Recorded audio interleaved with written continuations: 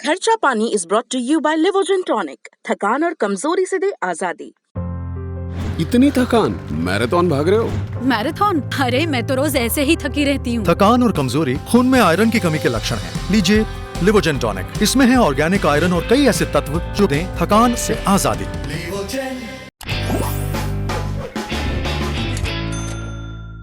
नमस्ते, मेरा नाम सिद्धांत है, साथ में है अंशुमान जी। ये है खर्चा पानी।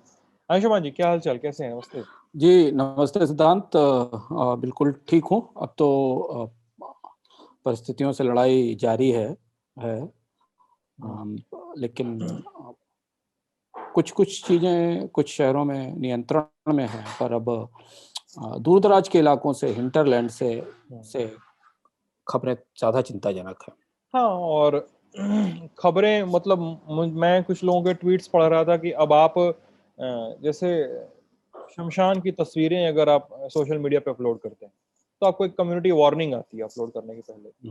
हाँ, अब उस तरह की मेरे ख्याल से अब सोशल मीडिया भी शायद, आई डोंट नो, बट मैं जो सुन रहा हूँ वो कह रहा हूँ कि लोग फिल्टरिंग के मोड में आ रहे हैं। धीरे धीरे खबरें सप्रेस हो सकती हैं, इस तरह की बातचीत चल रही है।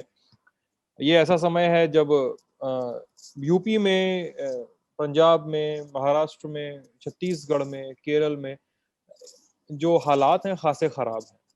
काफी खराब है। और उत्तर प्रदेश, छत्तीसगढ़, महाराष्ट्र में जो नीचे के कस्बे हैं टियर 2 टियर सिटीज हैं, उनमें ज्यादा स्थितियां खराब जी। हैं।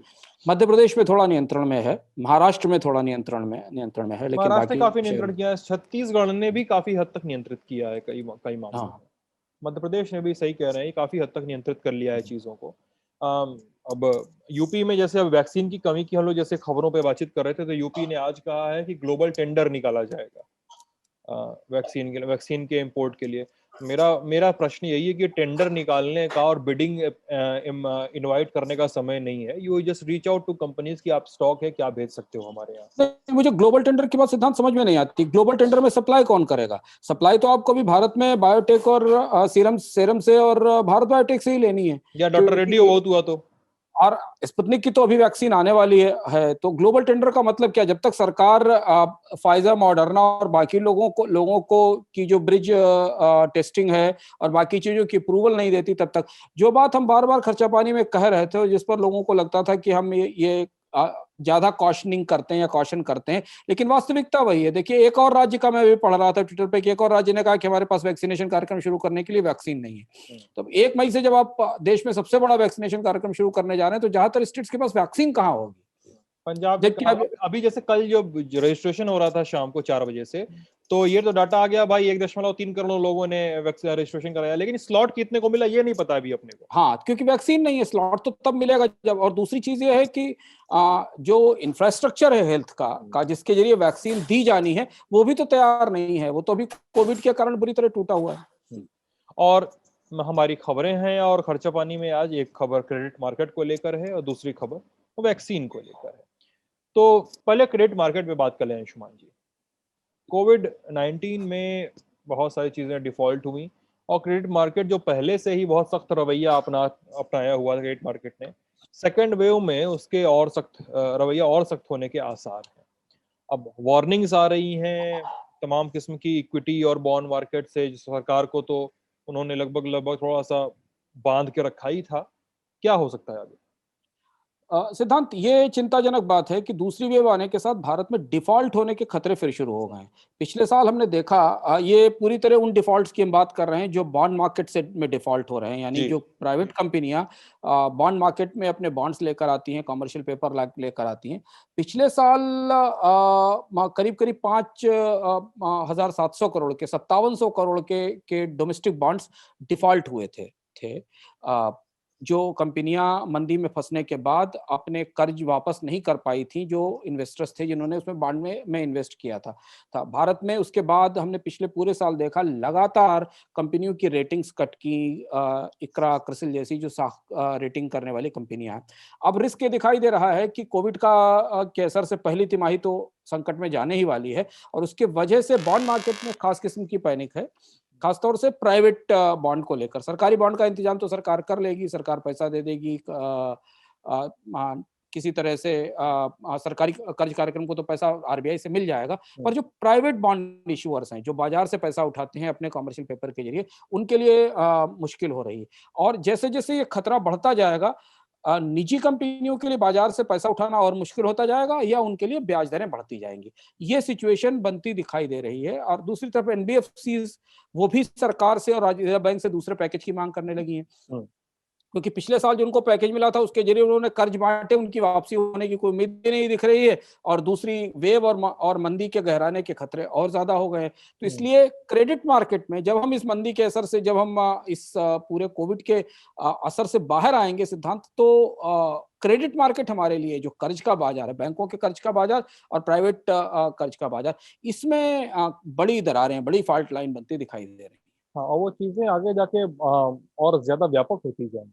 हाँ, और आगे जाकर बढ़ने की समस्या इसलिए है क्योंकि अभी पिछली रिकवरीज ही नहीं हुई हैं, और महंगाई ब्याज दरें बढ़ने के लिए लगातार दबाव बना रही।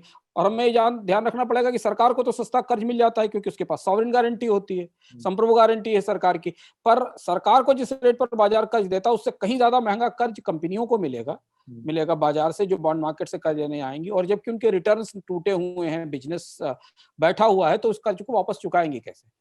और कुल मिला के रेमेडी का भी कोई रास्ता है नहीं अंशुमान जी। अब रेमेडी रिजर्व बैंक को रिजर्व बैंक दोबारा बेल आउट लेकर आएगा? क्या रिजर्व बैंक बॉन्ड मार्केट में प्राइवेट कंपनियों को भी बेल आउट करेगा, जैसे एनबीएफसी के लिए पैकेज आया था? अभी हमें पता नहीं, क्योंकि अभी भारत की तरफ से दोनों नियामक, वित्त मंत्रालय और रिजर्व बैंक, यानी मॉनेटरी नियामक और फिस्कल रेगुलेटर, दोनों अभी चुपचाप शांति से बैठे हुए परिस्थितियां देखने की कोशिश कर रहे हैं। दोनों की तरफ से वही स्थिति देखिए, वही बात है, पिछले साल भी ऐसा ही हुआ था। इस परिस्थिति को रोकने के लिए कोई सक्रिय कार्य योजना भी हमें सामने आती दिखाई नहीं दे रही। तो हमें इंतजार करना होगा कि दोनों नियामक क्या रुख लेते हैं। अच्छा, अगली खबर वैक्सीन से जुड़ी है।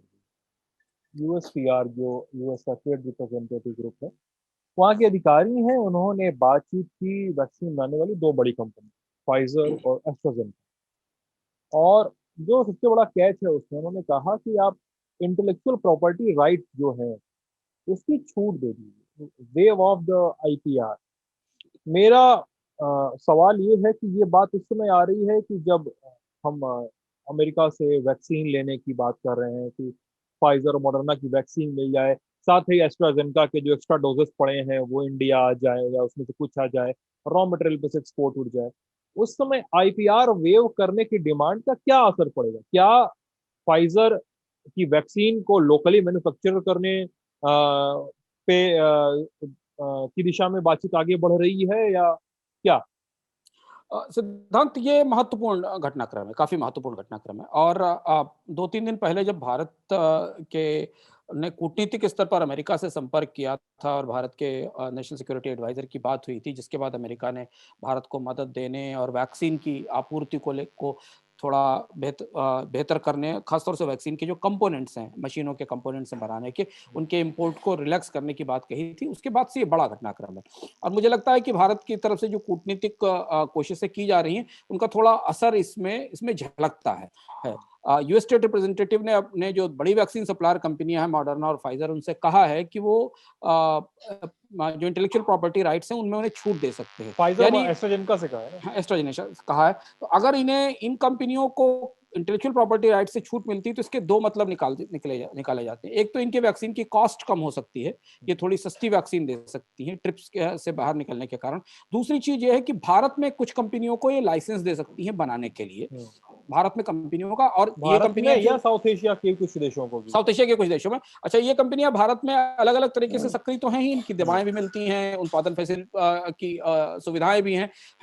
आपको याद होगा कि पिछले साल भारत ने WTO में साउथ अफ्रीका के साथ एक कोशिश शुरू की थी कि वैक्सीन को लेकर जो ट्रिप्स के एग्रीमेंट है उनको रिलैक्स किया जाए।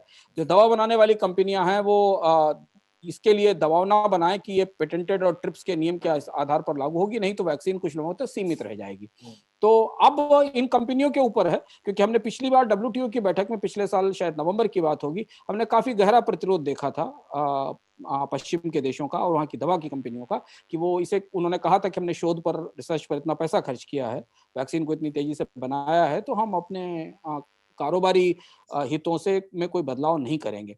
लेकिन अब अमेरिकी सरकार की तरफ से पहल हुई है, और ट्रिप्स के नियमों को रिलैक्स करने की बात हुई है। और अगर ये बात आगे बढ़ती है तो भारत के लिए और दक्षिण एशिया के उन देशों के लिए सबसे अच्छी खबर है जहां हो सकता है वैक्सीन का उत्पादन हो सके। क्योंकि आज जो हमने शुरुआत में डिस्कस किया था कि भारत की अब सबसे बड़ी चुनौती ये है कि एक तो उसे संक्रमण रोकना है, लोगों को इलाज देना है, और दूसरा जल्दी से जल्दी 1 मई के बाद बड़ी से बड़ी आबादी को वैक्सीन के दोनों डोज देने हैं। और उसके लिए आपूर्ति बढ़ाने की अभी हमें कोई सुविचारित रणनीति नहीं दिखाई देती है सिवा भारत की कंपनियों के उत्पादन बढ़ाने के अलावा। हमने उस दिशा में उत्पादन बढ़ाने के ऐलान के अलावा 45 करोड़ का फंड दिया गया है। हाँ, और वो भी उत्पादन तब तक आएगा मई जून के पहले रिफ्लेक्ट नहीं होना है उसमें। हाँ, सब कुछ तो जगह सब जुलाई भी हो जाएगी आते हुए। तो ऐसी स्थिति में भारत को अब उन देशों की तरह काम करना पड़ेगा जो विश्व के देशों ने पिछले साल अप्रैल मई जून में काम किया था कि वैक्सीन की कैपेसिटीज जहां तैयार हो रही थी वहां उन कैपेसिटीज को खरीदने की या रोकने की या बुक करने की कोशिश की थी। तो भारत में अगर यूएसटीआर का ये कदम कंपनियां मानती हैं और वो रिलैक्स करती हैं तो हमें उम्मीद कर सकते हैं कि फाइजर की वैक्सीन भारत में बनना शुरू होगी, जॉनसन जॉनसन की वैक्सीन भारत में बनना शुरू होगी, स्पुतनिक की वैक्सीन भारत में बनना शुरू हो रही है, उसकी पहली खेप पहुंचने वाली है। तो डॉक्टर रेड्डी भी सप्लायर्स की लिस्ट में आ जाएंगे, लेकिन उनकी कैपेसिटीज अभी भारत की जरूरतों के हिसाब से काफी कम है। तो ये था हमारा आज का खर्चा पानी। कैसा लगा आपको हमें जरूर बताइएगा वीडियो कमेंट सेक्शन में। कोई सुझाव है, कोई सवाल है, कोई शिकायत है, सब कुछ लिख भेजिए, हम जरूर एक बार देखेंगे उस पर बात करने की कोशिश करेंगे। अपना बहुत सारा ख्याल रखिएगा, मिलेंगे कल। बहुत बहुत शुक्रिया। बहुत बहुत धन्यवाद।